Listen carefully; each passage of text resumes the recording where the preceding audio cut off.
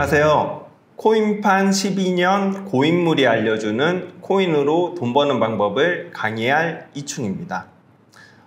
저는 2012년부터 암호화폐에 투자했고요. 지금은 현재 다스 아카데미라는 암호화폐 블록체인 교육사업, 코넛이라는 암호화폐 블록체인 뉴스레터, 그리고 블록체인허브라는 커뮤니티 등을 운영하고 있고요. 비트코인 골든타임과 비트코인 쉽게 배우기라는 책을 썼습니다. 그래서 방송도 하고 있고 여러 가지 활동을 하고 있습니다. 제가 오늘 강의에서 말씀드리고 싶은 건 제가 오랫동안 코인 투자를 하다가 보니까 대부분의 분들이 코인 투자에 실패하는 이유가 있더라고요. 거의 정해진 루트가 있어요. 그래서 거기에 대해서 먼저 말씀드릴 거고, 이걸 말씀드리는 이유는 우리가 이 루트를 따라서 당연히 실패하자라는 얘기가 당연히 아니겠죠. 이렇게 다들 실패를 하니까 이런 것을 반면교사 삼아서 성공적인 투자를 하자라는 의미로 첫 번째 챕터를 말씀드릴 거고, 두 번째 챕터는 이 코인 시장에서 돈을 버는 방법이 정말 무수히 많습니다. 여러분이 아는 것보다 훨씬 많고요. 단순히 어떤 코인을 싸게 사서 비싸게 팔아서 버는 거, 이것만 대부분 생각하실 텐데 실제 이 시장에 있다 보면 정말 많은 기회가 있어요. 그래서 코인 시장에서 돈을 벌 수 있는 모든 방법, 대부분 제가 해본 것들인데요. 거기에 대해서 말씀드릴 거고, 세 번째는 만약 제가 지금 쫄딱 망했어요. 완전히 쫄딱 망했어요. 그래서 다시 코인 시장에서 돈을 벌어야 된다. 그런 상황이 됐을 때 나는 어떻게 할 것인가? 거기에 대해서 말씀드릴 건데요. 이게 많은 초보자분들이 이렇게 했으면 좋겠다라는 얘기와도 같습니다. 그럼 강의를 시작하겠습니다. 첫 번째 챕터는 코인 투자에 실패하는 이유입니다. 많은 분들이 이 코인 시장에 부푼 꿈을 안고 들어오시는데 생각보다 돈 번 분들이 많지 않아요. 에이, 내 친구들은 얼마 벌었고 내 아는 사람은 어떻게 벌었고 우리 회사 동료는 얼마 벌어서 퇴사했는데, 다들 그런 생각만 하고 계실 텐데 실패한 사람은 말이 없습니다. 성공담은 항상 부풀려져요. 그리고 한번 크게 돈을 벌었다가 나 이제 코인 안 해 하고 나가잖아요. 대부분 돌아옵니다. 90%, 95% 돌아옵니다. 돌아와서 다시 더 잘 되는 경우도 물론 있지만 다시 망하기도 하고, 그래서 최종적으로 이 코인 시장에서 내가 어떤 부를 얻어서 행복하게 잘 사시는 분은 생각보다 많이 없어요. 그래서 우리는 실패하는 이유를 정확히 알아야 됩니다. 대부분은 소액으로 시작하세요. 대부분. 그리고 돈을 법니다. 한 100만 원만 사볼까? 500만 원만 사볼까? 300만 원만 사볼까? 소액으로 시작해요. 그리고 벌어요. 이게 전문 용어로 초심자의 행운이라고 하는데요.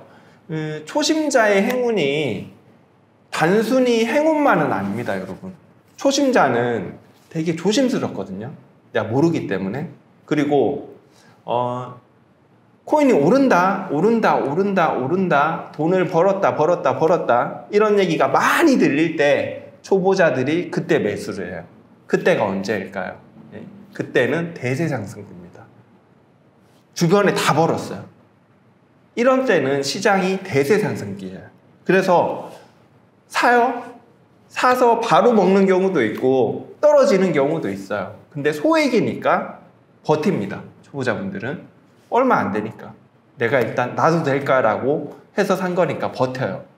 근데 시장이 좋으니까 이렇게 내려갔다가도 다시 올라요. 그래서 대부분 결과적으로 법니다. 그래서 한 100만 원, 몇백만 원 샀어요. 샀는데 이게 자고 일어나니까 10%, 20% 됐어요. 30% 됐어. 일주일 만에 2배 벌었어. 한 달 만에 3배 벌었어. 이러면 어떤 기분이 들까요? 기쁘지 않습니다. 사람은 1000만 원 넣을걸. 3000만 원 넣을걸. 내가 100만 원밖에 못 넣어서 이걸 200만 원밖에 못 먹었다. 내 친구는 뭐 얼마 벌었고 얼마 벌었는데 전혀 기쁘지 않아요. 대부분 그렇습니다. 더 넣었어야 되는데 이 생각이 먼저 들어요. 내가 당장 100만 원, 200만 원, 뭐 1000만 원 번 것보다. 그래서 어떻게 하죠?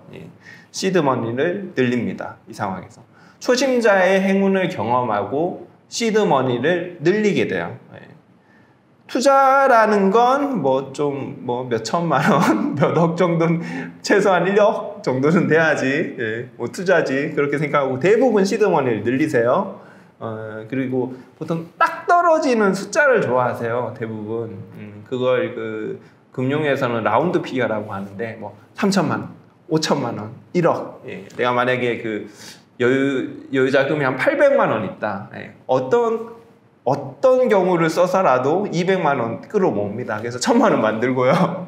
내가 2,500만 원 있다. 그러면 3천만 원 맞춰야죠. 내가 4,500 있으면 5천 맞추는 거고 7천 있으면 3천 대출 받는 겁니다. 시드머니를 늘려요. 늘려요. 처음에 돈을 벌고 대세 상승기라서 처음에 물리더라도 결국 먹습니다. 먹고 나서 시드머니를 늘리는데 시드머니를 늘리는 것도 초보자니까 조심스러워요. 하루 만에 바로 대출받고 안 합니다. 고심 하다가 정말 괜찮을까 계속 갈까 주변에 물어보고 하는데 다 간다 그래요. 왜냐? 대세 상승기니까. 시간이 걸리겠죠. 시드머니를 늘려요. 대출받고 뭐 해서 늘려요. 그래서 이제 큰 시드머니로 투자를 하죠. 그때 되면 어떻게 되냐. 처음에 간 보다가 소액으로 돈 먹었어요. 그리고 시드머니 늘리는데 시간이 또 걸리죠. 그리고 돈이 마련되면 사요. 그때쯤 사면 이제 꼭집니다. 영원히 오르는 건 없죠. 이렇게 오를 때 이렇게 오르는 과정 여기서 소액으로 여기까지 먹었어요. 그리고 여기서 사는 거죠. 꼭지죠. 그럼 이제 물리는 겁니다. 적은 돈 벌고 이제 큰 돈 물리는 거죠. 처음엔 큰 거 걱정을 안 합니다. 계속 올랐으니까. 그런데 조금 떨어져요. 조금 떨어져요. 이때 어떤 기분이 들까요? 안 속상합니다. 기회다. 기회다. 이건 기회다. 이건 기회다. 예를 들어서 비트코인이 2천만 원에서 한 7천만 원 됐어요. 한 6천만 원 됐다고 별로 안 슬퍼해요. 이건 기회다. 돈은 또 나오죠. 물타기 합니다. 1차 물타기. 또 떨어지네. 뭔가 깨림칙해요. 깨림칙하는데 또 2차 물타기 합니다. 그리고 이제 돈은 한계가 있죠. 시드머니란 건 저희가 뭐 대출을 받거나 뭐 누구한테 빌리거나 예적금을 깨거나 보험을 깨거나 하는 건 어찌됐건 한계가 있어요. 카지노에서 우리가 돈을 못 따는 우리라고 하면 다 카지노 다니는 것 같으니까 카지노에서 플레이어가 돈을 못 따는 이유는 자본이 한정돼 있어요. 그리고 계속 물타기가 불가능합니다. 카지노 같은 경우에는 그 베팅 금액에 제한을 두기도 하고 뭐 여러 가지 룰이 있는데 어찌됐건 그 물타기 초보자의 물타기는 되게 위험한 거예요. 보통은 시드머니를 보통 2배씩 늘리기도 하고 뭐 3배씩 늘리기도 하는데 이게 마틴게일 법칙이라는 것도 있고 뭐 여러 가지가 있는데요. 근본적으로 그게 힘든 이유는 자본이 한정돼 있어요. 그렇기 때문에 일정 기간이 되면 몇 번 물타기를 하다가 이제 돈이 없습니다. 돈이 없으면 우리가 할 게 뭐가 있죠? 존버죠. 존버입니다. 존버 모드로 들어가는데 여러분 제가 투자를 해보니까 시장이 오를까 내릴까는 전혀 중요한 게 아니에요. 시장이 오를까 내릴까는 전혀 중요하지 않습니다. 만약에 비트코인이 지금 뭐 한 23,000달러 정도 될 텐데 3년 뒤에 10만 달러가 다 된다. 그리고 3년 뒤에 10만 달러가 된다는 걸 내가 100% 확신해요. 그 내 확신대로 10만 달러가 정말 된다고 생각해 봅시다. 그럼 내가 지금 시점에 비트코인을 사요. 그럼 다 돈을 벌까요? 벌 것 같죠, 여러분? 절대 그렇지 않습니다. 그게 왜 그런가 하면은 우리의 인생은 알 수가 없기 때문이에요. 그게 좋은 일로 존버를 못하는 경우도 있고요. 나쁜 일로 존버를 못하는 경우도 있어요. 근데 지금 대부분 초보자분들은 고점에서 사서 물타기를 몇 번 하다가 이제 워렌 버핏 빙의를 하시죠. 원래는 조금 먹으러 들어갔다가 워렌 버핏 모드가 돼서 존버를 해야지 나도 워렌 버핏처럼 그렇게 생각하시는데 좀 힘든 상황이죠. 일단 있는 돈 다 썼어요. 존버 다 했어요. 그리고 존버를 하면 좋아요. 근데 존버가 말씀드렸듯이 정말 힘들거든요. 제가 12년 동안 코인을 하면서 존버에서 큰 돈 번 사람은 부자밖에 못 봤습니다. 내가 한 100억이 있어요. 한 1, 2억 비트코인 사요. 나 또 골프 치러 다녀요. 그런 분들은 존버가 가능해요. 근데 대부분의 우리 개인 투자자들 하루하루 열심히 살고 월급 받고 차곡차곡 적금하던 사람들은 존버가 안 됩니다. 안 되는 이유가 제가 아까 말씀드렸듯이 좋은 일 때문에 안 되기도 하고 나쁜 일 때문에 안 되기도 해요. 나쁜 일, 실업, 파산. 직장인들은 실업이 제일 큰 문제죠. 최근에 뭐 금리가 계속 오르면서 빅테크들이 계속 인원 감축을 하고 있죠. 물가는 오르고 점심값은 오르고 기업은 기본적으로 고금리 시대가 되면 기본적으로 돈을 벌기가 힘들어요. 기업이라는 건 항상 자본을 수혈해서 그 자본으로 사업을 해서 비즈니스를 키워서 빌린 돈을 갚는 프로세스인데 일단 빌리는 돈이 이자가 높아지니까 부담스럽죠. 이럴 땐 대부분 긴축을 합니다. 사내 복지 줄이고 연봉 깎고 있던 사람도 자르고 그래요. 그래서 내가 3년을 버텨야지 해도 내가 갑자기 월급이 안 나와요. 어쩔 수 없이 팔게 됩니다. 개인적으로 사업을 하시던 분들은 파산을 할 수도 있고요. 길 가다가 내가 교통사고를 당할 수도 있어요. 모르는 거예요. 내 몸이 갑자기 건강검진 했는데 엄청 뭐 안 좋은 병이 걸렸다거나. 인생은 우리 생각대로 되지 않습니다. 그래서 여러분들이 항상 기준을 잡을 때 지금 나는 3년을 존버할 수 있어. 그래서 현재를 기준으로 존버할 수 있다고 기준을 잡으세요. 그런데 이게 기준이 되면 안 되고요. 3년 동안 수많은 일들이 있을 겁니다. 그런 것들을 버틸 수 있느냐가 기준이 되어야 돼요. 제가 나쁜 것만 말씀드렸는데 좋은 일 때문에도 우리가 존버를 못하는 경우가 있습니다. 여자친구가 있었어요. 원래 계획상으로는 5년 있다 결혼하는 거였어. 근데 여자친구가 집안에서 빨리 결혼하래요. 그리고 여자친구도 얘가 나랑 결혼한다고는 얘기했는데 좀 깨름직해. 나이는 먹어가고. 그래서 내년에 난 결혼해야 되겠다. 안 할 거면 헤어지자. 라고 얘기했어요. 나는 비트코인 존버해야 되니까 3년만 기다려줘. 갈라서는 겁니다. 갈라서는 거예요. 여자친구냐 비트코인이냐. 이런 것 때문에도 우리가 존버를 못할 수도 있어요. 좋은 일이죠. 그리고 창업 때문에 내가 열심히 직장 생활을 하고 있었는데 어떤 선배가 아니면 직장의 동료가 어떤 창업을 해서 되게 성공했어요. 근데 내가 꼭 필요하대. 우리 회사는 네가 꼭 필요하대. 연봉 올려주겠다. 회사 지분 주겠다. 나랑 같이 창업하고 초기 스타트업 한번 열심히 해보자. 인생의 기회를 한번 걸어보자. 그런데 너도 자본금을 조금은 넣어야 되지 않겠냐. 내가 한 3억 넣을게. 너는 한 1억만 넣어. 1억도 많다. 한 3천만 원만 넣어. 팔아야죠. 비트코인 팔아야죠. 꿈이 있어요. 우리는 항상 꿈이 있습니다. 미래는 어떻게 바뀔지 몰라요. 여러 가지 꿈 때문에 내가 가지고 있는 것들을 포기하거나 존버를 멈춰야 될 수도 있고요. 투자라는 건 이런 거예요. 내가 예를 들어서 우리는 다 비트코인을 좋아하지만 예를 드는 겁니다. 비트코인이 정말 잘 될 것 같고 그래서 내가 장기 투자를 해야 되겠지라고 해야지라고 하고 샀어요. 샀는데 예를 들어서 한 1년 뒤에 비트코인보다 더 좋은 투자 수단이 내 눈에 보여. 이건 비트코인도 좋지만 이건 정말 더 좋다. 비트코인에 비해서 훨씬 더 많은 수익을 얻을 수 있고 그런 자산이 나타날 수도 있겠죠. 워렌 버핏도 그렇게 얘기했어요. 내가 기존에 투자했던 것을 파는 경우는 몇 가지가 있는데 그 중에 한 가지가 더 좋은 투자 수단이 나타났을 때. 그때요. 그래서 그때는 비트코인을 또 팔아야 될 수도 있어요.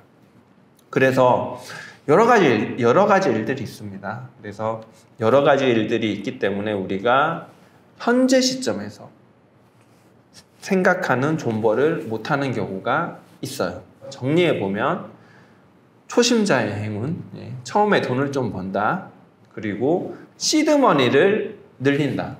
처음에 조금 돈 번 경험으로 시드머니를 늘려서 무리한 투자를 한다. 그리고 성급한 물타기를 한다. 그리고 이후에 그 기간을, 존버 기간을 버티지 못한다. 이렇게 정리할 수 있겠습니다. 답은 나왔죠. 그럼 우리가 실패하지 않기 위해서는 초심자의 행운은 뭐 겪으면 행운인 거고 말 그대로 행운이니까 그걸 행운으로 받아들이셔야 돼요. 그리고 너무 초반부터 큰 욕심을 내지 마시고요. 적당한 시드머니를 유지하시면서 그리고 일상생활을 즐기면서 투자를 같이 해나가시는 거. 여유 있게. 이게 핵심입니다. 어떻게 보면 되게 원론적인 얘기고 뻔한 얘기일 수도 있는데요. 세상에 돈 버는 방법이 100가지, 1000가지라면 투자 시장에서 돈을 잃는 방법은 채 5가지가 안 됩니다. 항상 똑같은 이유 때문에 돈을 잃어요. 이것들을 하지 말자. 그리고 우리는 성공하자. 이렇게 말씀드리면서 첫 번째 챕터를 마치겠습니다. 두 번째 챕터, 코인으로 돈 버는 모든 방법입니다. 제가 경험했고 제가 아는 것들을 다 말씀드릴 거고요. 여러분들이 이것들을 들으면서 단순히 내가 싸게 사서 비싸게 파는 게 이 코인 시장에서 돈 버는 방법의 전부가 아니구나. 그것을 아셨으면 좋겠어요. 그리고 이런 것들이 있다는 것을 알게 되면 저는 그렇게 생각해요. 모두가 투자로 돈을 다 벌 필요는 없다고 생각합니다. 실제 투자나 매매 같은 걸 해보면 이게 적성에 맞는 사람이 있고 안 맞는 사람이 있어요. 물론 내가 한두 번 해보고 적성에 안 맞는다 맞는다를 판단할 수는 없겠지만 일정 기간 계속 꾸준히 하다 보면 태생적으로 안 맞는 분들이 있어요. 그리고 태생적으로 안 맞는 분들이 대다수입니다. 이렇게 얘기하면 또 어떤 꿈을 꺾는 얘기일 수도 있는데 제가 이렇게 말씀드리는 이유는 이거 말고도 훨씬 더 많은 기회가 있다는 거고 물론 우리가 투자를 잘하고 매매를 잘하는 게 저는 엄청 중요하다고 생각해요. 이 기술이 어떤 기술보다 효율적이고 돈을 잘 벌 수 있는 좋은 기술이라는 것은 전 당연히 그렇게 인정을 하는데 그래도 여러 가지 기회가 있다. 그리고 저 같은 경우에는 투자로도 돈을 벌고 매매로도 돈을 벌었지만 다른 많은 것으로도 돈을 벌었거든요. 그런 것들에 대해서 말씀드리겠습니다.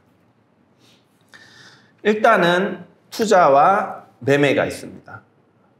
가장 많은 사람들이 생각하는 거. 난 빨리 사고 팔고 트레이딩해서 돈을 벌어야지. 이게 단기적으로 보고 하는 단기 트레이딩이죠. 그리고 장기적으로 나는 투자로 워렌 버핏처럼 바이 앤 홀드, 가치를 믿고 장기 투자해서 돈을 벌어야지. 매매와 투자, 대부분의 분들이 하는 이 두 가지가 있습니다. 그래서 단기 매매 같은 경우에는 크게 세 가지로 나뉘어요. 스캘핑은 잘게 쪼개는 겁니다. 잘게 쪼개서 단타로 분봉 보고 아니면 분봉 보고 5분봉 보고 1분봉 보고 이렇게 막 잘게 쪼개서 먹고 나오고 하는 거고요.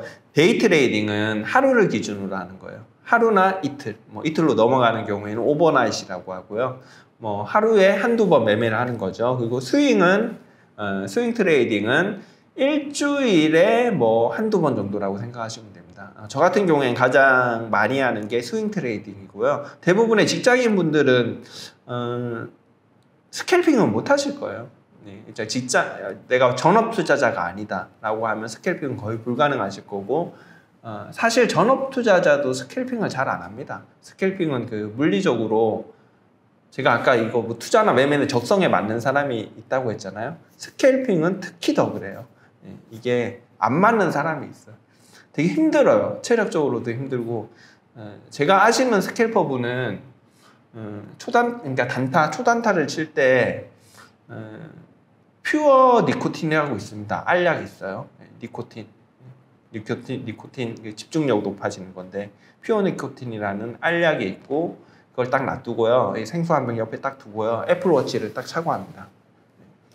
약 먹으면서 집중력 유지하고요. 왜냐? 초 단위로 막 수익이 엄청 막 몇백 몇천이 왔다 갔다 하니까. 그리고 이 애플워치를 차는 이유는 내가 평상심을 유지하고 있는가, 내가 흥분하거나 그러지 않은가, 심장박동수를 보는 거예요. 그 정도를 치밀하게 하고 현실적으로 스윙을 하는 거 저는 추천드려요.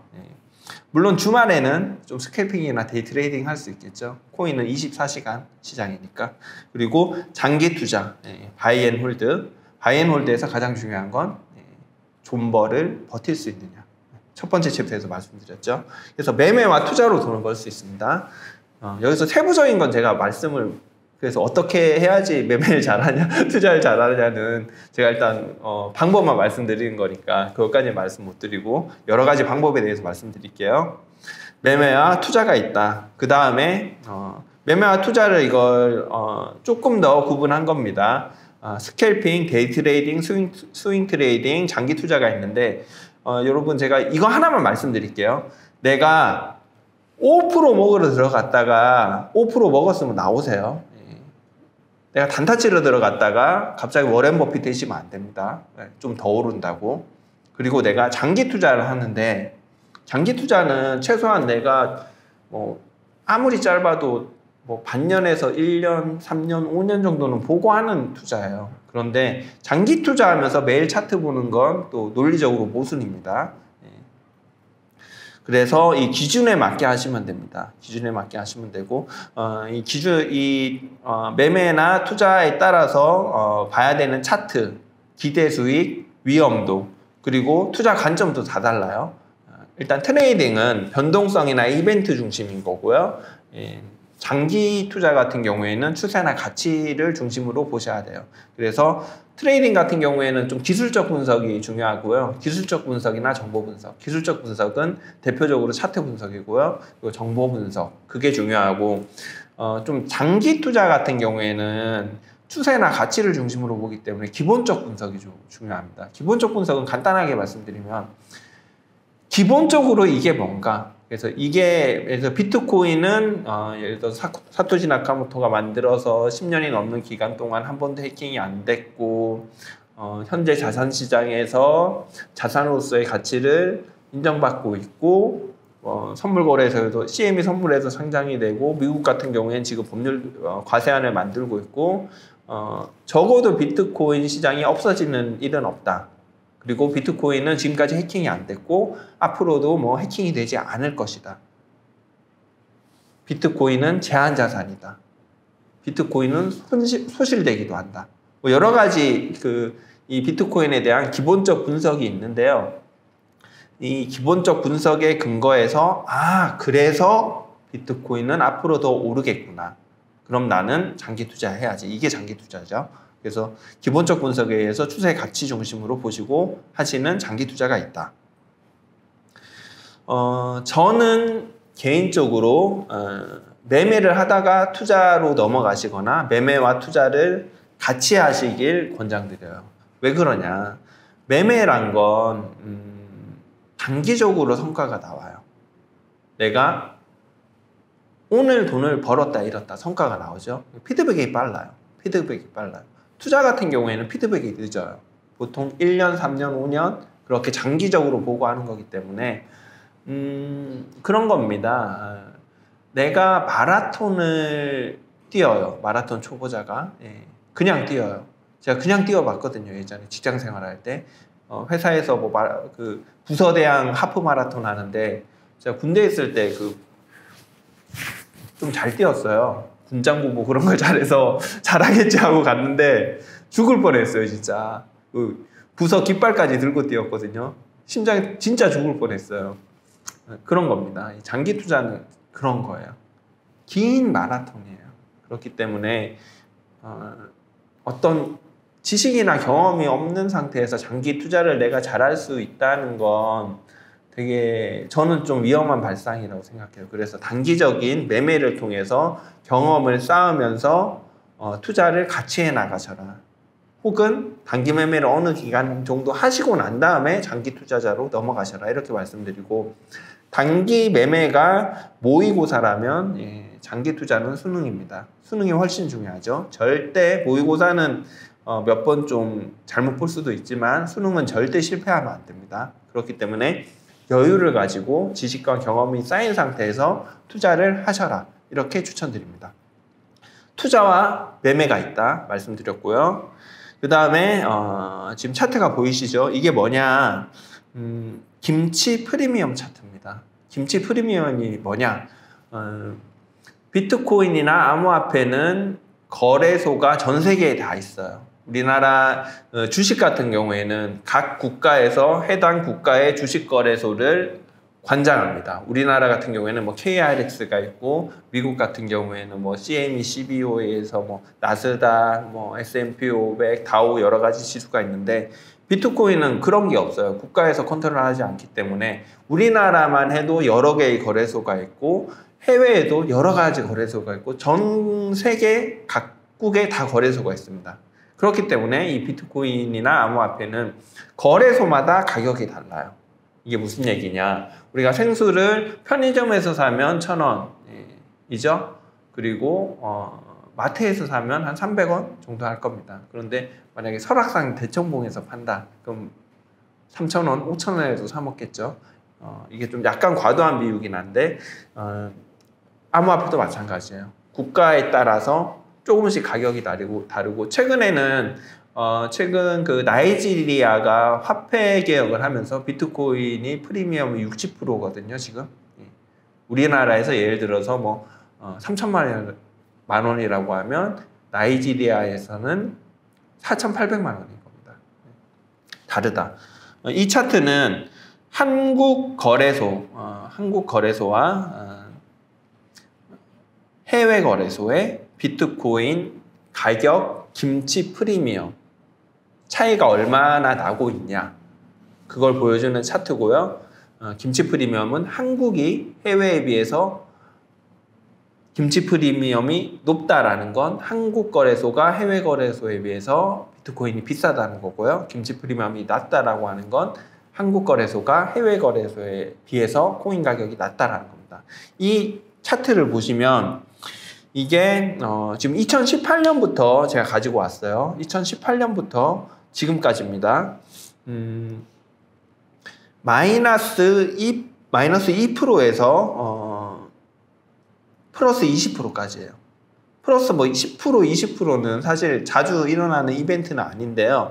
이걸 좀 보수적으로 봐도 보수적으로 봐도 마이너스 한 1%에서 한 3%, 5% 사이는 왔다 갔다 합니다. 한 달에 보통 한두 번은 기회가 나와요. 정확한 건 시장 상황에 따라서 다르지만 평균적으로 그렇다는 얘기고요. 오른쪽에 있는 이 코인하고 가격 나와 있는 이미지들은 국내 거래소에 있는 코인의 김치 프리미엄을 보여주고 있는 지금 수치입니다. 여기 김프라고 되어 있는 게 김치 프리미엄이고요. 현재 1.37% 한국 거래소가 비싸다는 얘기예요. 그래서 구글에 김치 프리미엄 치시면 이 김치 프리미엄을 조회하는 사이트가 나옵니다.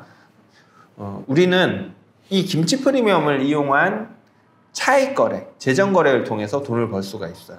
간단하게 예시를 들어드리면 저희 국내 업비트와 바이낸스를 기준으로 볼게요.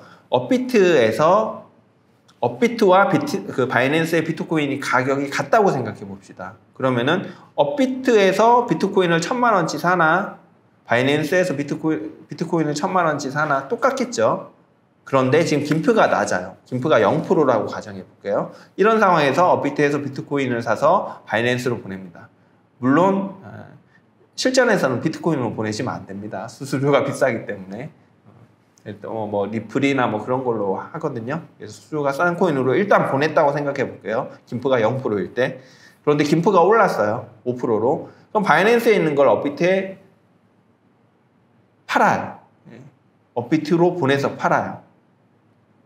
팔면은 업비트에서는 이제 1,000만 원이 1,050만 원이 되는 겁니다. 내가 5%를 먹은 거예요. 조금만 더 자세히 설명드리면 업비트에서 1000만 원을 바이낸스로 김프 0%일 때 보냈다가 바이낸스에서 보통 스테이플 코인으로 보관합니다. USDT나 BUSD 같은 걸로 보관하고 있다가 김프가 오른다 라고 하면 바이낸스에서 보관하고 있던 스테이블 코인으로 뭐 리플 같은 걸 사서 업비트로 보내서 팔면은 5%의 차익을 먹는 겁니다. 1000만 원이 1050만 원이 됐고요. 역프다 마이너스 2%일 때 보냈어요. 역프면은 보내자마자 돈을 벌어요. 업비트에서 1000만 원치를 샀어요. 리플을. 예, 리플을 샀는데 바이낸스로 보내서 리플을 USDT로 팔았어요. 그러면은 1020만 원이 됩니다. 왜냐? 한국에서 마이너스 2% 싼 상황에서 보내서 팔았기 때문에. 그래서 마이너스 2%로 싸게 보내서 팔아서 1020만 원이 됐어요. 실제 USDT 같은 스테이블 코인이겠죠. 그럼 이걸 스테이블 코인으로 가지고 있어요. 그리고 김프가 오른다 라는 타이밍을 기다리시면 됩니다. 그러면은 1020만 원치 가지고 있는 바이낸스의 그 USDT를 그걸로 또 리플을 삽니다. 그래서 또 업비트로 보내요. 그래서 업비트에서 현금화를 하게 되면 1050.6만 원이 됩니다. 또 5% 먹은 겁니다. 이런 식으로 한다. 이런 식으로 내가 시드머니 3천만 원으로 한 달에 5%를 먹는다. 그렇게 예를 들면 36개월 뒤에는 3천만 원이 1억 7,375만 4,450원이 됩니다. 이게 워렌 버핏이 얘기한 복리의 마법이죠. 저는 이 김프 재정 거래를 모두 다 하길 권장드려요. 제가 아는 분은 아무것도 안 해요. 뭐 코인 오를까 내릴까 아무 신경도 안 씁니다. 뉴스도 안 봐요. 그런 거 볼 필요가 없거든요. 그냥 김프만 봐요. 김프만 보고 한 달에 한두 번 왔다 갔다 왔다 갔다. 물론 이거는 좀 약간 시드머니가 커야지 됩니다. 예를 들어서 100만 원으로 하는 건 의미가 없어요. 코인 수수료, 전송 수수료 빼면 남는 게 없는데 모르겠어요. 다들 지금 시드머니가 얼마 하시는지 모르겠는데 저는 이게 일정 시드머니가 되면 1000만 원만 돼도 하세요. 1000만 원만 돼도 한 달에 뭐 5%라고 제가 예를 들었는데 실전에서는 이걸 2% 한 번 먹고 3% 한 번 먹고 이렇게 될 수도 있고요. 5%를 한 번 먹을 수도 있는데 1000만 원으로 해도 뭐 한 달에 5%면 50만 원이잖아요. 코인은 지금 세금도 없어요. 부모님 용돈 10만 원씩 드리고 온 가족이 30만 원이면 소고기 파티를 합니다. 그래서 제가 하라고 말씀드리는데 안 해요. 대부분 분들이. 이 정도 수익률에 만족을 못 하거든요. 코인 하는 사람들은. 여러분 근데 정신 차리세요. 유명 펀드 매니저들 그 목표 수익률이 7% 8%였고요. GDP보다 조금 더 지수 수익보다 조금 더 버는 거고 현인이라고 하는 워렌 버핏도 뭐 20% 넘게 10년 넘게 그렇게 투자 수익을 얻어서 와, 이 사람은 진짜 최고다, 현인이다 그렇게 추앙을 받는 겁니다. 코인은 뭐 워낙 오르고 내리고 하는 경우가 많고 자고 일어나도 300% 오르고 뭐 그런 경우가 있긴 하지만 그걸 제가 아예 하지 말라고는 말씀 못 드리겠는데 그래도 이것도 같이 하라는 얘기입니다. 시드머니가 있으면 나눠서 김프 재정거래용으로 따로 빼놓고 계속 돌리세요. 돌리시라는 얘기고요. 김프 재정거래가 있습니다. 그리고 지금 화면을 보시면 비트코인, 도지코인, 라이트코인, 모네로 여러 가지 코인이 있어요. 이 코인의 공통점이 뭘까요? 이거 아시는 분들은 아실 텐데 다 채굴 코인입니다. POW 코인이란 거예요. 제가 코인 시장에서 돈을 크게 번 게 몇 가지 경우가 있는데 그 중에 한 가지가 채굴입니다. 채굴이라고 하면 뭐 코인을 넣어놓으면 이게 채굴돼서 이자 준다 그 채굴이 아니고요. 제가 얘기하는 건 POW 마이닝 채굴입니다. 채굴에 대해서 잘 모르시는 분들이 있을 테니까 간단하게 설명드리면 금하고 비교를 해볼게요. 금은 금광에 있죠. 비트코인은 비트코인 네트워크에 있습니다. 그래서 10분마다 자동 발행됩니다. 그럼 금을 캐려면 어디로 가야 될까요? 금광 가는 거죠. 비트코인은 비트코인 네트워크에서 채굴을 하는 겁니다. 누가 캘까? 금은 채굴 회사들이 캐죠. 비트코인 채굴은 채굴 풀들이 합니다. 채굴 풀이란 건 채굴 회사라고 생각하시면 돼요. 광부의 어떤 조합이다. 그렇게 생각하시면 되고요. 물론 개인적으로 캐도 되지만 현실적으로는 어떤 채굴 풀이 안 들어가면 그 채굴이 힘들고요. 금은 채굴 회사가 캐고 비트코인은 비트코인 채굴 풀이 캔다. 광부와 채굴자. 비트코인도 채굴자라고 하죠. 광부랑 빗대서 생각하시면 됩니다. 뭘로 캘까? 금광 채굴 장비로 캐겠죠. 다이너마이트 터트리고 곡괭이 막 드릴 같은 걸로 금을 캐죠. 비트코인은 비트코인 채굴기로 캡니다. 지금 비트코인 채굴에 대해서 간단하게 설명드렸는데 사실 비트코인 채굴은 우리나라에서는 채산성이 안 나옵니다. 채산성이란 건 채굴 대비 생산성인데요. 쉽게 얘기하면 돈이 안 된다는 거예요. 그래서 현실적으로 국내에서는 GPU 채굴을 많이 하고요. 채굴이 여러 가지 종류가 있는데 GPU 채굴을 많이 해요. GPU 채굴은 가장 핫했던 게 이더리움이죠. 근데 안타깝게도 최근에 이더리움이 머지로 전환하면서 POS로 합의 알고리즘을 바꾸면서 지금은 채굴이 안 되죠. 그런데 이 채굴이란 건 이것도 시즌이 있어요. 항상 돈 번다 해서 많은 채굴자들이 왔다가 돈 안 된다라고 해서 다 망했다 하고 또 이게 떠나는 경우가 이게 계속 반복되거든요. 그래서 만약에 본인이 어느 정도의 공간을 사용할 수 있다. 그리고 전기 수급이 가능하다. 집에 가정용 전기는 안 되고요. 최소한 일반용 전기 수급이 가능하다. 그리고 어느 정도의 독립된 공간이 있다. 그러면은 채굴기가 쌀 때 비싸게 새 거 사지 마시고요. 채굴판 다 망한다 할 때 쌀 때 채굴기를 하는데 사셔서 조금씩 돌려보시다가 그러면은 이제 감이 잡히시겠죠. 채굴기를 돌리면 채굴풀에 접속하게 되고요. 그리고 채굴 보상이 주기적으로 지갑에 들어오는 구조입니다. 조금씩 경험하시다가 어떤 기회가 보이실 거예요. 그럴 때 채굴기를 늘리신다거나 채굴 공장을 지으신다거나 그런 식으로 해서 이 채굴을 통해서도 여러분들이 계속 돈을 벌 수 있는 기회가 생길 수도 있다. 그렇게 말씀드리고 싶습니다. 그리고 기타 여러 가지가 있는데요. ICO가 있죠. ICO는 공개 코인 투자죠.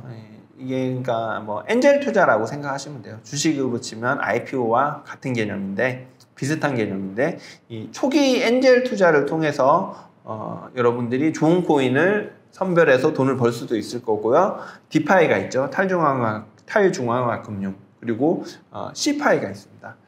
C파이가 델리오죠. 델리오 같은 곳에 예치하셔도 어떤 돈을 안정적으로 벌 수 있는 기회가 있을 수 있고요. 그리고 코인 시장에는 에어드랍이 있어요. 여러분 자본금 아무것도 없어도요. 돈 벌어요. 체리피커라고 아시죠? 케이크에 있으면 케이크를 자르면 제일 맛있는 체리만 쏙 빼먹는 겁니다. 코인 시장은 기존의 좀 전통적인 마케팅 기법을 잘 안 따라요. 그래서 내 코인이나 내 프로젝트나 내 NFT를 알리기 위해서 커뮤니티한테 이걸 막 뿌립니다. 뿌려요. 특정 조건을 만족하면. 그래서 좀 부지런하신 분들은 이 에어드랍이라는 것만을 통해서도 돈을 무자본으로 계속 버실 수 있습니다. 한 가지 팁을 알려드리면 코인 마켓 캘린더라고 구글에 검색하시면 에어드랍 일정이 쭉 나와요. 코인 쪽은 그쪽 보시면 쭉 나오고요. NFT나 그런 쪽은 트위터 중심으로 운영이 되니까 트위터 활동 꾸준히 하시면은 여기저기서 에어드랍 기회가 생깁니다. 그런 것들이 나중에 큰 돈이 될 수도 있어요. 최근에 에토스나 앱토스, 앱토스 아파트, 앱토스로 아파트 산다 그런 얘기 있죠. 앱토스 그거 다 에어드랍 했던 거예요, 초기에. 돈 많이 벌었어요. 그 좀 부지런히 챙겨서 받으신 분들은 그런 경우가 있고, ICO, 디파이, 시파이, 에어드랍 이런 게 있고, 그리고 SNS, 블로그, 유튜브 솔루션은 뭐냐? 이거는 투자나 매매가 아니라 여러분들이 SNS만 잘해도 돈을 벌어요. 코인 쪽에는 인플루언서라고 하는 분들이 있는데요. 블로그에 좋은 글 쓰시는 분들이 있는데요. 유튜브에 파워 유튜버라고 하는 분들이 있는데요. 먹방 유튜버보다 조회수가 더 안 나옵니다. 그냥 옷 파는 사람보다 트위터 팔로워가 적어요. 그리고 자동차 뭐 리뷰하는 사람보다 블로그 조회수가 낮아요. 이게 뭔 얘기냐? 아직까지 성장 가능성이 무궁무진하다라는 얘기입니다. 그리고 이런 상황에서도 제 주변에도 그 인플루언서 활동하시는 분들이 있는데 돈 잘 벌어요. 요즘 돈 잘 벌어요. 여러분 그 텔레그램에 한 10,000명 정도만 모으면 거기에 어떤 그 광고성 게시물 하나 텔레그램에 올리는데 최소 100불에서 200불부터 시작합니다. 기본적으로 그냥 하나 올려주는데. 그렇고요. 일단 사람을 내가 많이 모으는 재주가 있다. 나는 커뮤니티 관리를 잘해. 사람을 많이 모아. 나는 지식 없어도 돼요. 나는 재밌어. 나는 뭐 이렇게 사람 많은 데서 내가 하루 종일 떠들고 그런 거 좋아해. 그러면은 SNS나 그런 거 하셔도 되고요. 내가 글을 잘 써. 블로그 하시면 돼요. 요즘에 뭐 블로그 쪽도 유료화 모델이 많이 있잖아요. 네이버 컨텐츠 프리미엄. 요즘 이거 엄청 많이 하십니다. 유튜버 하시던 분들도 이거 많이 하세요. 네이버에서 엄청 밀어주고 있거든요. 거기 상위 랭킹 재테크 쪽 상위 랭킹 보면 코인 많아요. 그분들이 물론 훌륭하신 분들인데 솔직히 말씀드리면 특별한 인사이트가 있어서 그런 걸 하시는 게 아닙니다. 코인 시장은 역사가 정말 짧아요. 10년밖에 안 됐어요. 10년밖에 안 됐는데 뭐 전문가라고 할 만한 사람이 몇 명이나 있겠습니까? 저도 어디 가서 전문가라고 안 해요.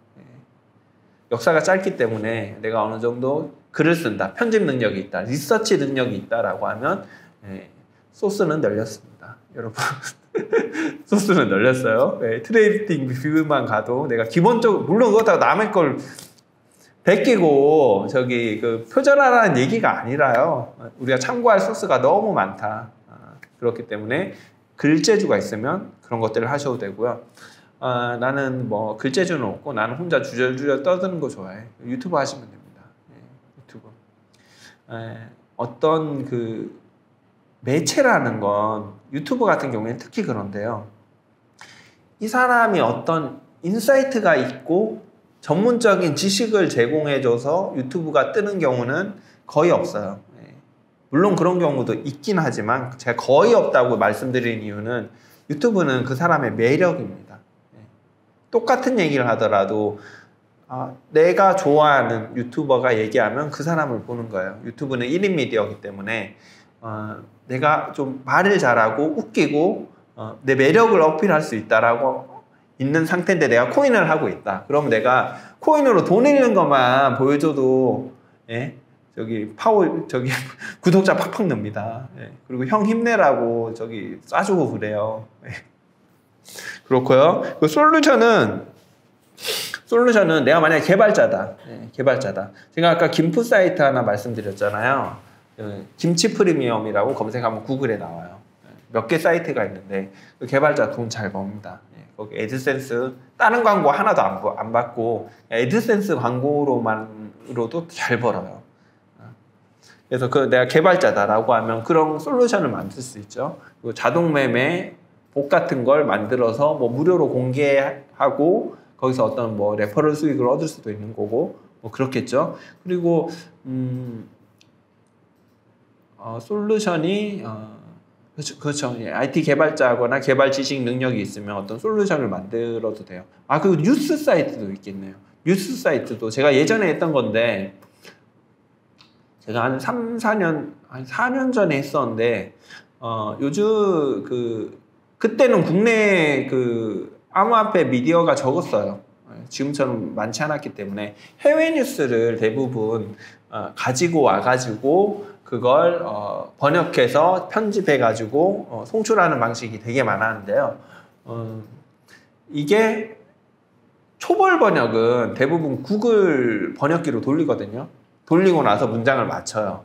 문장을 맞추는데 이게 구글 번역기가 점점 더 성능이 올라감에 따라서 이거 그냥 보는 사람이 어차피 대충 알아들을 수 있는 뉴스거든요. 그냥 그 번역기만 돌려도 기존에 코인 하던 사람들은 그거 보고도 대충 어떤 말인지 알아요. 그렇기 때문에 제가 했던 게 외국 암호화폐 블록체인 뉴스들이 공식적인 RSS나 API라는 걸 제공하거든요. 자기네 컨텐츠를 가져갈 수 있는 거. 그래서 그걸 활용해서 뉴스를 끌어와서 구글 번역기도 그 API가 있어요. 그래서 자동 번역해서 한글화해서 그냥 쏴버리는 거예요.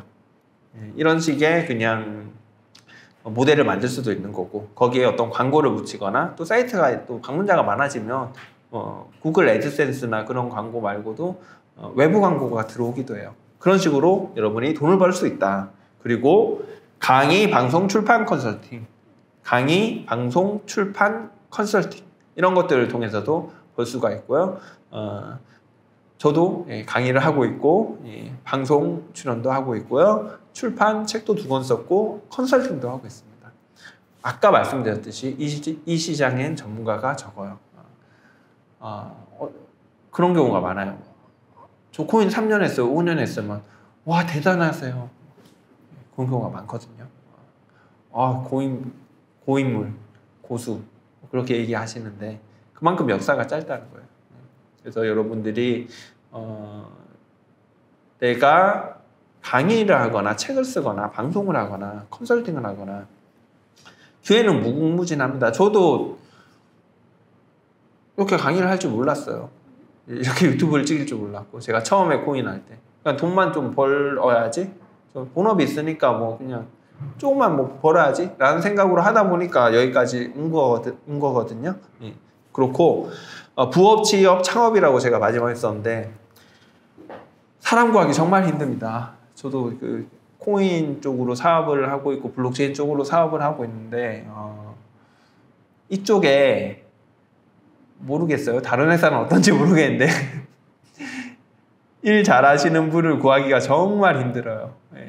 그래서 이 역사가 짧다 보니까 블록체인이나 암호화폐나 뭐 NFT나 디파이나 뭐 이런 것들을 잘 알아.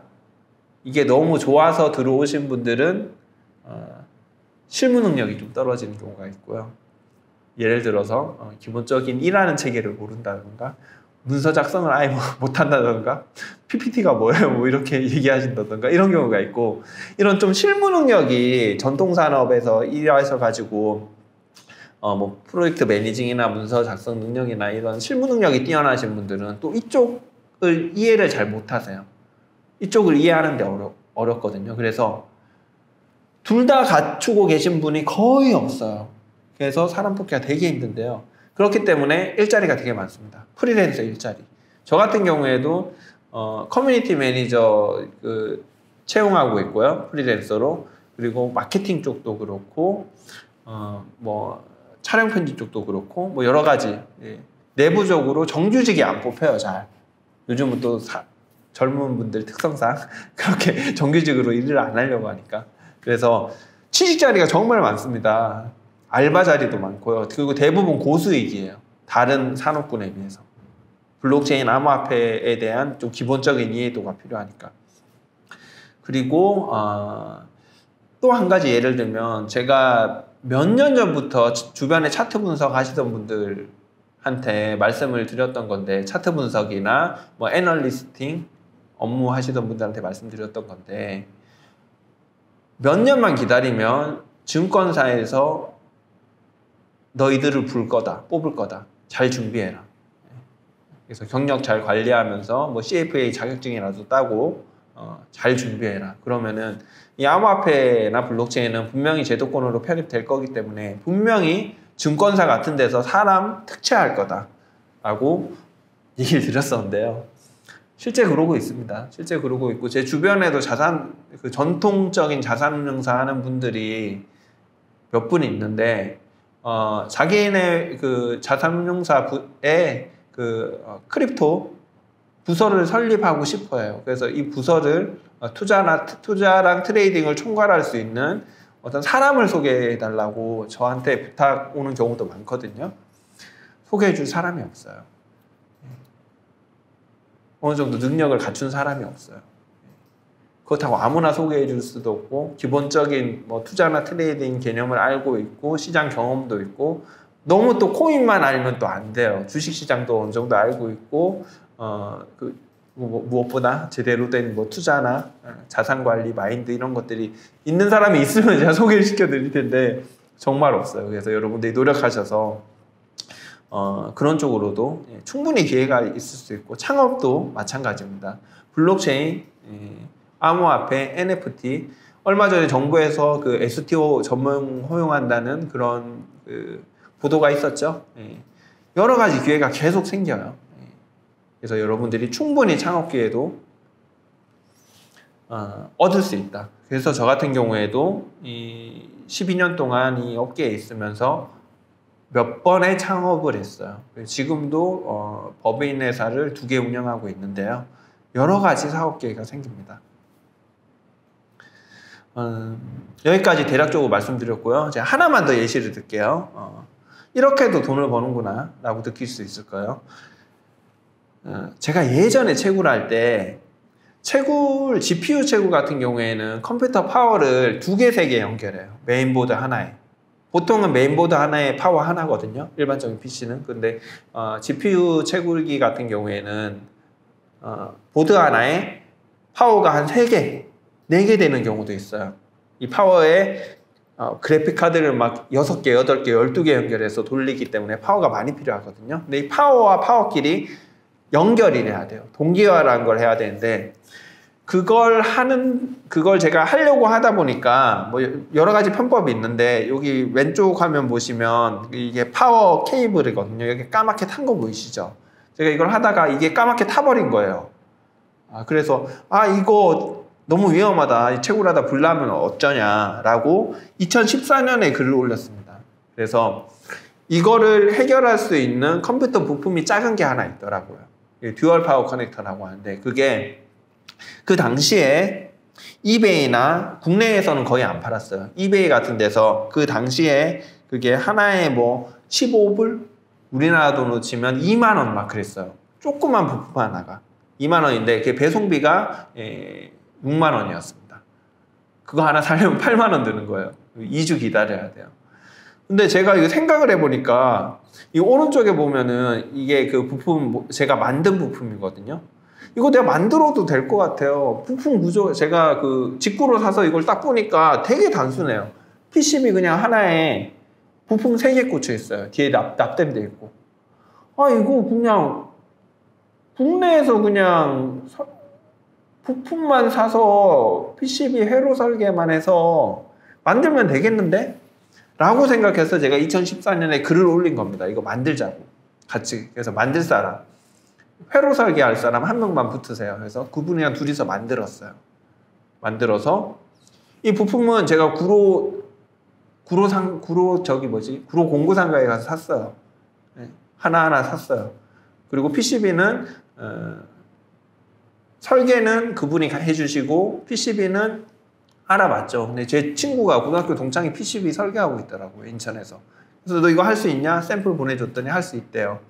찍었어요. 그래서 이거 찍어서 이거 만드는데 원가가 그때 당시에 1,300원 들었습니다.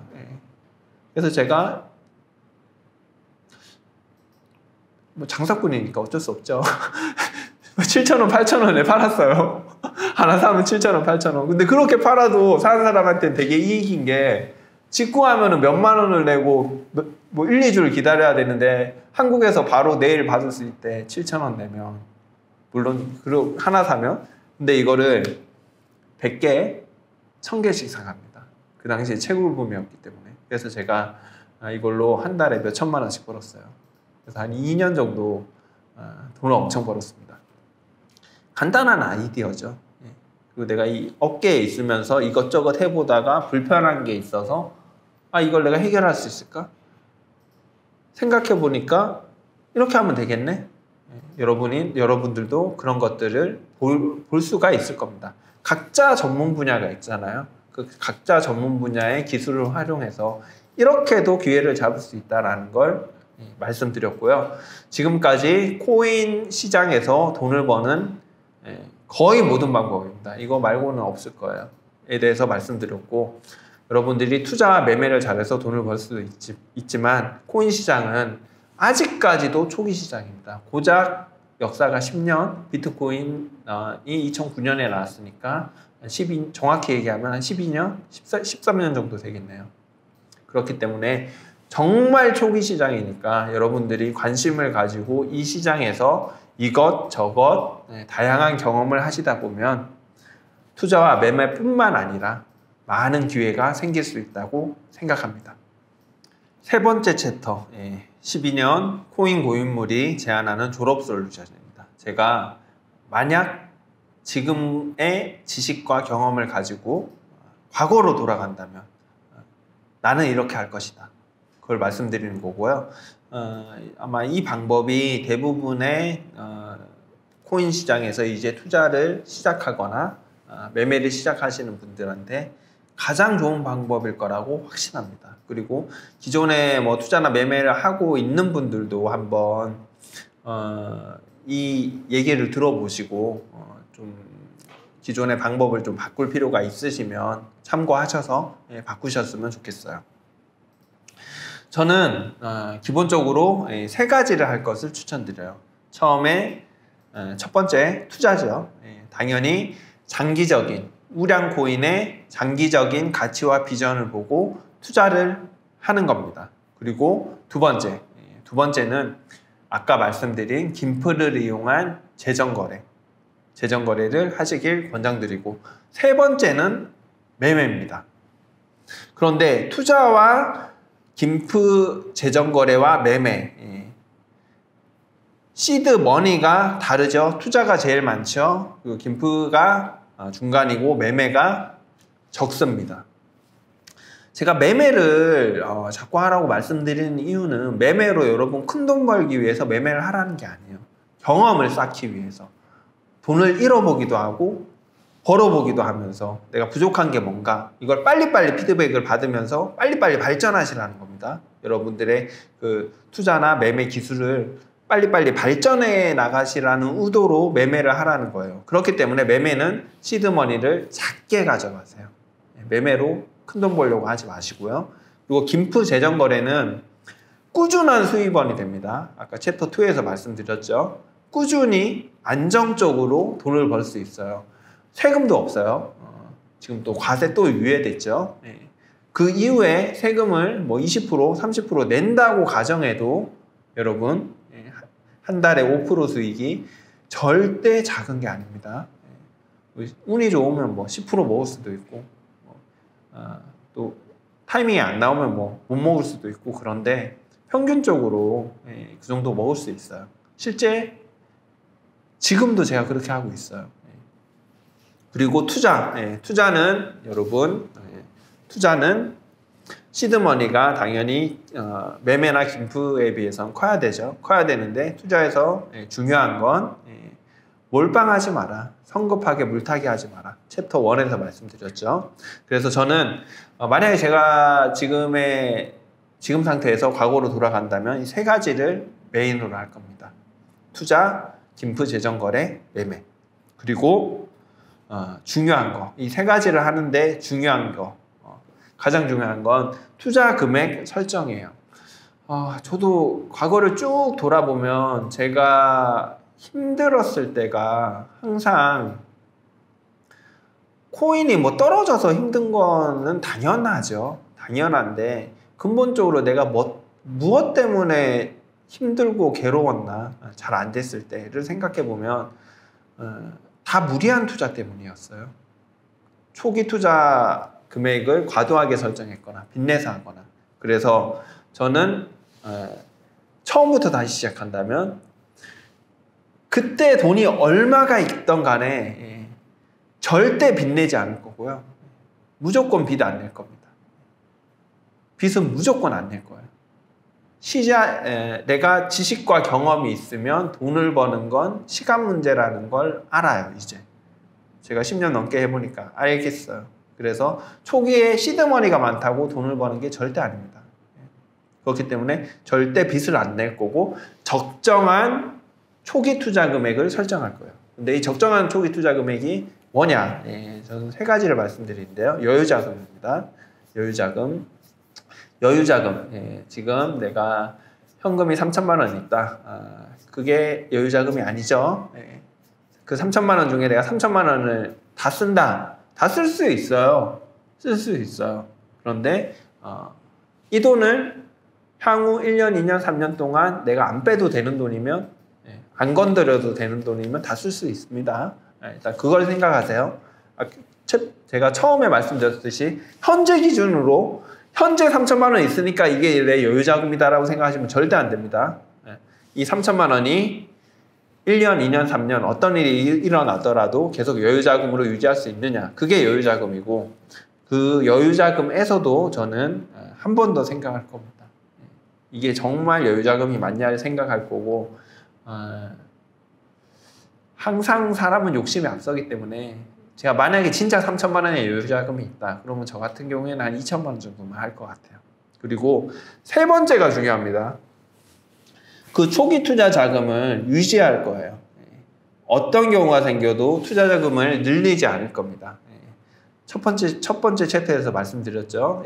제가 2천만 원으로 해서 한 달에 뭐 1천만 원을 벌어서 3천만 원이 됐어. 3천만 원 다 넣을 걸. 빚내서 1억으로 할 걸. 그렇게 생각하지 않을 거예요. 저는 그 금액을 유지할 겁니다.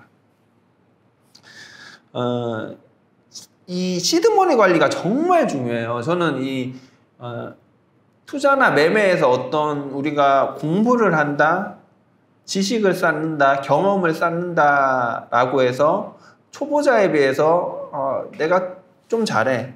이 사람은 정말 잘하는 사람이야, 못하는 사람이야. 이거를 판단하는 기준이 많은 분들이 오해를 하는데 어떤 코인이나 주식이 오를까 내릴까를 맞추는 사람이 투자를 잘하는 사람이 아닙니다. 매매를 잘하는 사람이 아니에요. 시드머니 관리를 잘하는 사람이 투자나 매매를 잘하는 사람이에요. 그렇게 생각하고요. 망하지 않기 때문이에요. 시드머니 관리를 잘하면. 망하지 않으면 결국은 자본주의라는 건 돈의 가치가 계속 떨어지고 자산이 올라가는 구조기 때문에 결국은 돈을 법니다. 망하지만 않으면. 핵심이 자산관리죠. 그래서 제가 이 투자금액 관리에 대한 법칙을 하나 만들었는데요. 이 반반 더블 법칙입니다. 치킨 반, 후라이드 반, 양념 반이죠. 반반하고 묶고 더블로 가, 뭐 그런 말도 있는데 이게 뭔 얘기냐. 만약에 제가 여유자금 1,000만 원이라고 가정해 볼게요. 그러면은 반으로 나눠요. 실투자금은 500만 원만 가져갑니다. 그리고 나머지 500만 원은 그냥 둬요. 그리고 이 500만 원을 가지고 여러 가지를 하는 거죠. 자, 저는 아까 세 가지를 중심으로 한다고 했죠. 투자를 할 거고요. 그리고 매매, 트레이딩을 할 거고 김프 거래를 할 겁니다. 그럼 이 500만 원 가지고 또 계좌를 3개로 나누겠죠. 그런 식으로 분산을 하는 겁니다. 그래서 분산해서 돈을 벌 거 아니에요? 물론 잃는 경우도 있겠지만 그런 식으로 꾹 계속 사이클을 돌려요. 돌려서 돈을 벌어요. 근데 그래서 만약에 내가 500만 원이 1,000만 원이 됐다. 그럼 더블이 된 거죠. 더블이 되면 어떻게 하냐? 더블이 되면 500만 원이 1,000만 원이 됐으니까 더블이 되면 어떻게 하냐? 번 돈 500만 원을 500만 원 중에 절반을 투자금으로 넣습니다. 그러면은 기존에 빼놨던 500만 원이랑 합쳐서 750만 원이 됐죠. 그리고 내 실제 투자금은 500만 원이 됐어요. 그리고 나머지 250만 원이 남죠. 이걸 잘해야 돼요. 저는 이걸로 뭘 할 거냐? 돈을 쓸 겁니다. 어디에 쓸 거냐? 내가 지금 더 행복해지는데, 내가 더 좋은 투자자가 되는데, 내가 더 좋은 매매 트레이더가 되는데, 내 가족이 행복해지는데, 내 몸이 더 건강해지는데. 많은 분들이 돈을 못 쓰세요. 평가장부만 추억으로 남아요. 한때 몇 억 됐었는데, 한때 몇십억 갔던 코인 됐었는데 못 뺐어요. 못 팔았어요. 물론 이거 샀다 팔았다만 하라는 게 아니라 어느 정도 돈을 벌면은 여러분이 그걸 쓸 줄도 알아야 된다는 거예요. 그래서 저는 500만 원을 벌면 250은 투자금으로 넣고 250만 원은 쓸 거예요. 계속 써요. 여러분 돈을 쓰라고 해서 사치하라는 얘기가 아닙니다. 절대. 필요 없는 거 사라는 게 아니라 여러분 다들 느끼실 거예요. 내가 투자나 매매를 한다는 거 자체는 엄청나게 집중력이 필요하고 스트레스를 많이 받는 일이에요. 내가 직장 생활을 하면서 투자를 한다, 사업을 하면서 매매를 한다라는 건 직장에 사업에 어느 정도 여파가 갈 수밖에 없고요. 그리고 내 주변 가족들한테도 그 피해가 갑니다. 건강검진 같은 것도 받고요. 영양제나 수액 같은 것도 계속 받아요. 일주일에 한 번씩. 제가 또 운동하는 걸 좀 싫어하는 성격이라서 그렇게 의료의 도움이라도 받아야 되고요. 그런 식으로 돈을 쓰시라는 거예요. 나와 내 주변이 행복해지기 위해서. 그래야 여러분의 투자나 매매가 더 잘 됩니다. 이건 제가 장담드려요. 그런 식으로 이 사이클을 계속 돌리세요. 그러면은 예비 투자금이 만약에 돈을 다 계속 번다고 생각하면 예비 투자금이 점점 쌓이겠죠. 점점 쌓이겠죠. 그럼 예비 투자금이 또 더블이 될 거예요. 500만 원에서 1000만 원이 돼요. 1000만 원이 돼요. 그리고 그러면은 실제 투자 금액은 500만 원이 되겠죠. 이렇게 되면은 또 500만 원, 1000만 원 더블이 됐죠. 이런 경우에 반반입니다. 이렇게 됐을 때만 예비 투자금 1000만 원 중에서 250만 원을 실투자금으로 옮기세요. 그럼 750이 된 거예요. 여기서 또 사이클 돌리세요. 그러면은 1000만 원이 되고 2000만 원이 되고 3000만 원이 되고 더블이 되면 또 실제 투자금으로 나누고 이런 식으로 계속 자산을 불려 가시면은 여러분들은 여유자금 중에서도 현금 50%를 항상 가지고 있는 거예요. 코인 시장은 정말 급등, 급락이 자주 나오기 때문에 자주 나오기 때문에 여유자금은 항상 필요합니다. 변동성을 다들 힘들어 하시는데요. 여러분들이 어느 정도 지식과 경험이 쌓였고 현금이 있다. 변동성을 고마워할 겁니다. 변동성이 스트레스가 아니에요. 기회를 주는 거예요, 시장이. 그렇기 때문에 저는 이게 반반 더블 법칙에 의해서 계속 자산을 불려가시길 권장드리고 돈을 잃는 경우도 있겠죠. 돈을 잃는 경우는 1000만 원을 해서 실투자금 500만 원으로 해서 이것저것 했는데 내가 500만 원 다 잃었어. 다 잃었어. 그러면은 예비 투자금 500만 원을 가지고 와서 다시 시작하시는 게 아닙니다. 그게 아니에요. 그럼 뭘 하냐? 500만 원을 버세요. 알바를 하시던, 야근을 하시던, 쿠팡을 하시던, 뭘 하시건 500만 원을 벌고 다시 시작하는 겁니다. 처음부터. 여러분들이 조급증만 버리시면 모든 분들이 다 돈을 벌 수 있어요. 조금만 여유를 가지세요. 코인 시장은 또 주기가 엄청 짧기 때문에 주식이나 이런 시장에 비해서 긴 시간도 아니에요. 하락장이라고 해봤자 길어야 1, 2, 3년입니다. 주식은 한 10년 가는 경우도 있잖아요. 여유를 가지시고 시드머니 잘 설정하시고 절대 무리하지 마시고 현금 50% 유지하시면서 하고 싶은 거 다 하세요. 잃어봤자 마이너스 50%입니다. 저는 이렇게 시드머니를 관리해 나가실 걸 추천드리고요. 이렇게 하시다 보면 다들 돈을 버실 거라고 확신해요. 저는. 제가 여러 가지 일을 겪으면서 결국 내린 결론이 이거고 지금 이렇게 하고 있어요. 사실 저도 초반부터 이렇게 했으면 좋겠지만 그렇게 이게 이렇게 한 지가 그렇다고 엄청 오래된 것도 아니에요. 저도 이제 몇 년밖에 안 됐어요. 한 3, 4년밖에 안 됐어요.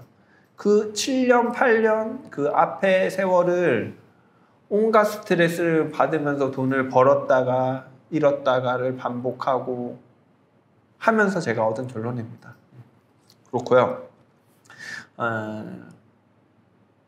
제가 그럼에도 코인 투자를 하고 있는 이유를 말씀드릴게요. 저는 지금은 주식도 하고 뭐 좀 여러 가지를 하는 플레이어인데요. 투자도 하면서 뭐 매매도 하고 주식도 하고 뭐 원자재도 하고 뭐 그런 사람인데 저는 코인 투자를 하는 이유를 뭐 비트코인이 세상을 바꾼다, 블록체인이 뭐 혁신이다, 결국은 디파이의 세상이 온다, 뭐 NFT는 모두가 수용할 것이다, 그런 게 아닙니다. 그런 관념적이고 추상적이고 어떤 희망을 얘기하는 게 아니고요. 제가 코인도 해보고 주식도 해보고 여러 시장을 해보니까 이 암호화폐 시장, 블록체인 시장은 명확한 장점이 두 가지가 있어요. 공정합니다. 무슨 얘기냐? 뭐 코인 시장이 공정하냐? 내부자 거래도 다 하고 거래소는 가두리하고 펌핑하고 초기 투자자들이 들고 먹튀하고 다 그런데 뭐가 공정하냐? 라고 생각하실 수 있는데 여러분들이 그런 코인만 하시니까 불공정하다고 생각하시는 거예요. 삼성전자가 아무리 일을 잘해도 패드 금리 정책에 의해서 왔다 갔다 하죠. 그리고 미국 정부 내부자가 있어요. 그리고 삼성전자 이재용보다 저희가 삼성전자 미래 가이던스에 대해서 잘 알 수가 없잖아요. 삼성전자 임원보다도 모를 겁니다. 그리고 삼성전자 그 IR 담당자와 매일 전화하는 증권맨들보다 저희가 떨어지겠죠, 정보가. 거기에 또 주식 증권에서도 또 내부자가 있을 수 있죠. 그 다음에 이제 개미라는 거예요, 주식은. 이 계층 구조가 딱 정해져 있어요. 그리고 피라미드 구조에 따라서 정보 수급의 질이 달라져요. 그런데 코인 같은 경우에는 비트코인을 예로 들면 비트코인에 어떤 내부자 정보가 있습니까? 그런 게 없죠. 그래서 공정합니다. 메이저 코인들은 공정하고요. 비트코인, 뭐 이더리움 같은 코인은 공정해요. 어떤 숨겨진 정보나 그런 것들이 없습니다. 그리고 자유롭습니다. 자유가 뭐냐? 내가 주식을 정말 잘하고 싶어도 아침 회의 시간에 화장실에 몰래 숨어서 초반장을 할 수가 없잖아요. 근데 코인은 24시간 365일 연중무휴 누구나 할 수 있습니다. 내가 정말 바쁘면 주말에만 해도 돼요. 조금씩. 퇴근하고 저녁에 해도 되고. 자유로운 시장이라는 거죠. 그래서 저는 지금까지 코인과 암호화폐, 블록체인 쪽을 투자하면서 또 매매도 하고 있고요. 공정과 자유라는 이점을 여러분들이 잘 활용하시길 바랍니다.